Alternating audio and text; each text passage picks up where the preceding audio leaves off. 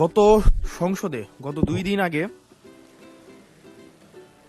বিদ্যুৎ জ্বালানি ও খনিজ সম্পদ মন্ত্রী বলেছিলেন যে কোনো জ্বালানি সংকট নেই এবং সবাই যারা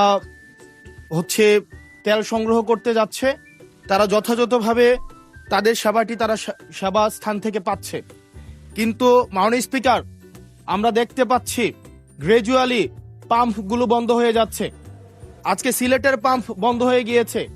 আমরা দেখছি যে রাস্তাতে লাইনের গাড়ির দীর্ঘ সারি এবং আমরা বারবার করে দেখতে পাচ্ছি যে সবাই প্রত্যাশিত সেবা পাচ্ছে না এবং কিন্তু দুঃখজনক বিষয়, সরকার এই বিষয়টি এড়িয়ে যাচ্ছে এবং মন্ত্রী এই প্রবলেমটি অ্যাকনোলেজ করার পরিবর্তে মন্ত্রী আগের মতো আমরা যেভাবে অ্যাভয়েড অফ প্রবলেম মাননীয় সদস্য প্রবলেম যেভাবে আমরা অ্যাভয়েড করে যেতাম, মন্ত্রীদের মধ্যে এক ধরনের প্রবণতা দেখা যাচ্ছে যে তারা প্রবলেম অ্যাভয়েড করছে। আমার মন্ত্রী মহোদয়ের কাছে প্রশ্ন, উনি কি দেখতে পাচ্ছেন না যে গাড়ির দীর্ঘ সারি এবং গ্রাজুয়ালি যে পাম্পগুলো বন্ধ হয়ে যাচ্ছে, সেবা কার্যক্রম বিঘ্নিত হচ্ছে, স্কুল বন্ধ হয়ে যাচ্ছে?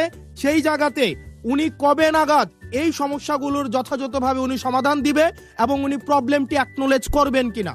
ধন্যবাদ মাননীয় স্পিকার। মাননীয় মন্ত্রী। স্পিকার,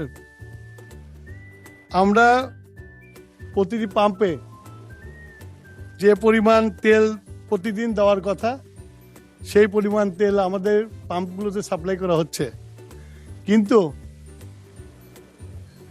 ইরান ঘটনার পর থেকে হঠাৎ করে বিক্রি বেড়ে গেছে। বিক্রি বাড়া যাওয়ার ফলে যে পেট্রোল পাম্পে যে পরিমাণে তেল দিতাম 1-1.5 দিন লাগতো বিক্রি করতে, এখন 2 ঘন্টায় শেষ হয়ে যায়।